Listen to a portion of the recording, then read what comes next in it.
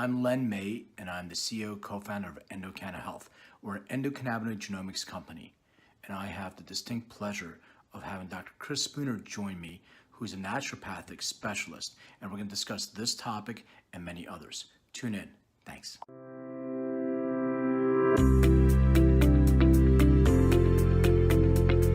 Yes, combustibles are bad for your lungs.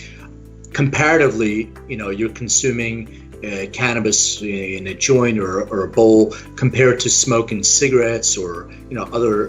What's the difference in terms of your risk factor involved in combustibles of cannabis versus some of the other things I mentioned?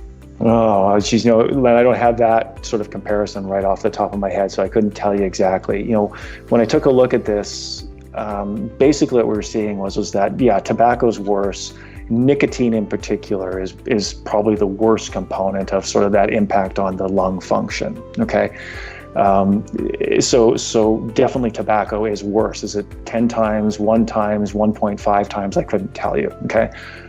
Cannabis is better, but again, the same thing that starts to come down to it is it's the combustion products that start to impair some of this. So how frequently are you using? How much are you using? These types of stuff. Cigarettes have a lot of other stuff in them as well too. If you take a look at the anatomy of a cigarette, they put stuff that slows down the burn time of the paper. There's other different things that get picked up by the tobacco plant. It's a big accumulator of things like cadmium and stuff like that.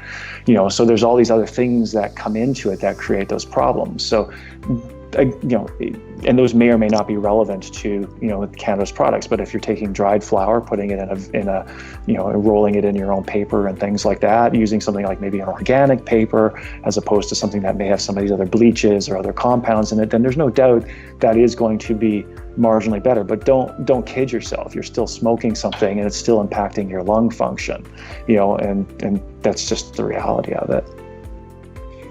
So going back to mental health, we're obviously in an unprecedented time. I really can't even compare this to anything else. I was on the East Coast by New York during 9/11. That's the only kind of reference point that I can have, but I'm not even sure that this impact may be way greater in different ways. So people are really, really going through some mental health challenges. Are you seeing an increase in anxiety among your patients at this time? We're up here in Canada. Nobody gets stressed out about anything up here. Just kidding. Len, this is a really unknown territory for a lot of people. I think that if there was a sort of a societal picture in the way that we work and how we balance life and work and our social connectedness, I can't think of a time where we've been stretched thinner, working harder, have less work-life balance, and this virus is hitting at a time where, stress and anxiety, those definitely impact immune function. It drops it down, it makes you more vulnerable to a lot of different types of things. So the stress management part of it becomes super, super important.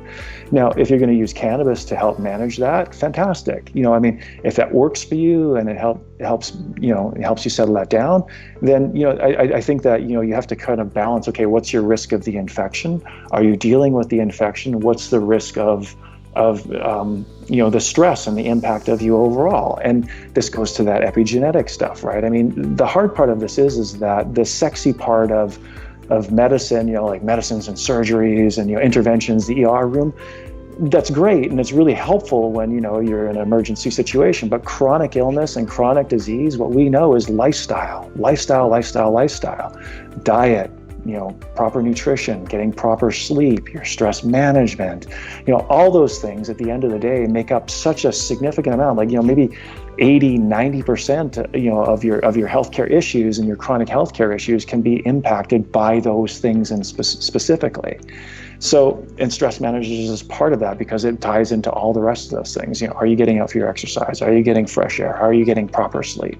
So again, if cannabis can certainly fill that role, and if there's anything, that I would say, it's like, hey, if you find cannabis helps relax you, if that helps impact and manage your stress levels, then don't get complacent. Make sure you're doing all these other things that the CDCs are telling us. Avoid crowded places, make sure you're protecting yourself, do all that stuff about, the social distancing, try and really limit the infection and the spread of the infection. And so then that way, all this other stuff, then continue to use cannabis to help manage these other things as well.